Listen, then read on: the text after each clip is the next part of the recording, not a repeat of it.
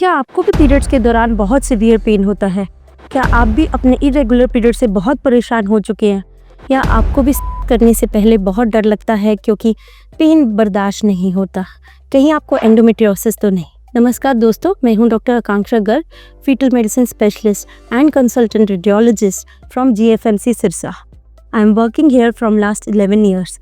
आज मैं बात करूंगी कि एंडोमेट्रियोसिस क्या है, इसके होने के क्या कारण हैं और इसे हम कैसे डायग्नोस कर सकते हैं। तो पहला क्वेश्चन है कि आखिरकार ये एंडोमेट्रियोसिस है क्या? जब हमारे बच्चे जाने की अंदरली लेयर के सेल्स अपनी नॉर्मल पोजीशन को छोड़कर कहीं और पेल्विक रीजन में डिपॉजिट हो जाते हैं, जैसे कि ओवरी में, ट्यूब में, ब्लैडर में, आसपास की आंत में, तो उसे हम एंडोमेट्रियोसिस कहते हैं। हर महीने जैसे यूट्रस के इनर लेयर के सेल्स शेड होते हैं पीरियड्स के टाइम, वैसे ही ये मिसप्लेस सेल रिएक्ट करते हैं। बट बिकॉज ये अपने आप को शेड नहीं कर सकते, तो ये अपने आसपास के टिश्यू को रिएक्ट करते हैं, उनमें स्कारिंग कराते हैं और अपने आसपास के टिश्यू को चिपकते हैं। तो उसकी वजह से एडहेजन्स हो जाती हैं, जो कि बहुत ही पेनफुल है। तो एंडोमेट्रियोसिस के क्या साइंस और सिम्टम्स होते हैं? सबसे पहला साइन एंडोमेट्रियोसिस का होता है बहुत ही सिवियर पेन होना। महीने के दौरान इतना पेन होना कि वो पेन किलर से भी ना ठीक हो। दूसरा साइन सिम्टम होता है इरेगुलर मेंसेस या बहुत हैवी मेंसेस आना। आपकी साइकिल्स अनप्रेडिक्टेबल हो जाती हैं, आपको कभी भी मेंसेस स्टार्ट हो जाते हैं। तीसरा साइन होता है कि आपकी पेनफुल बॉबल मूवमेंट या यूरिनेशन होती है। जब भी आप स्टूल पास करते हैं, जब भी आप यूरिन पास करते हैं, तो आपको डीप पेल्विक पेन फील होता है, तो ये भी एंडोमेट्रियोसिस का साइन है। और अगर आपको सेक्स करने के दौरान, सेक्स के बाद भी डीप पेल्विक पेन हो, तो वो भी एंडोमेट्रियोसिस की वजह से हो सकता है। एंड लास्टली फिफ्थ साइन है इनफर्टिलिटी। अगर एंडोमेट्रियोसिस ओवरी या फेलोपियन ट्यूब को इन्वॉल्व करती है, तो या तो वो ओवरी में एग रिजर्व को कम कर देती है या फेलोपियन ट्यूब में ब्लॉकेज कर देती है। तो इन दोनों कारणों से आपको इनफर्टिलिटी हो सकती है। तो ये सारे साइंस और सिम्टम्स होते हैं एंडोमेट्रियोसिस के। अब इसे डायग्नोस कैसे किया जाए?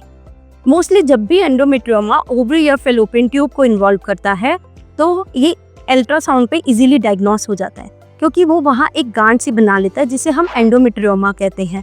वो गांठ मेंस्ट्रुअल ब्लड की होती है, क्योंकि नॉर्मली यूट्राइन सेल्स शेड हो जाते हैं, बट अपनी अबनॉर्मल पोजीशन की वजह से वो वहाँ पे ब्लड इकट्ठा करते हैं और एक सिस्ट बना लेते हैं, जिसे हम चॉकलेट सिस्ट भी कहते हैं, जो कि अल्ट्रासाउंड पे इजीली डायग्नोस की जा सकती है।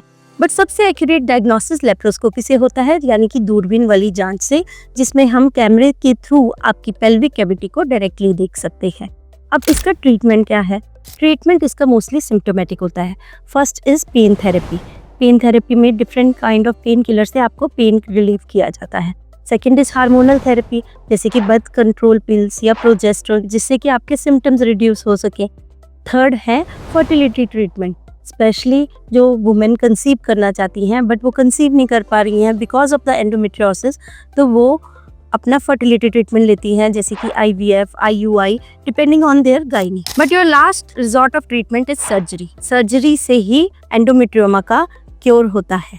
But even after the surgery इसका रिकरेंस रेट इतना हाई है कि आपके लाइफस्टाइल को इफेक्ट करता है परमानेंटली, क्योंकि आप परमानेंट पेन में रहते हो, आपका कॉन्फिडेंस लेवल लो होता है, आपको डिप्रेशन होता है, एंजाइटी होता है, क्रॉनिक पेन होता है, and even because of infertility आपकी social life, public life, even financial life effect करती है। अगर आपको भी एंडोमेट्रियोसिस है और आपने भी बहुत सफ़र किया उसकी वजह से, तो प्लीज़ अपनी स्टोरी ज़रूर शेयर करें कमेंट्स में, so that it helps those who are suffering from endometriosis.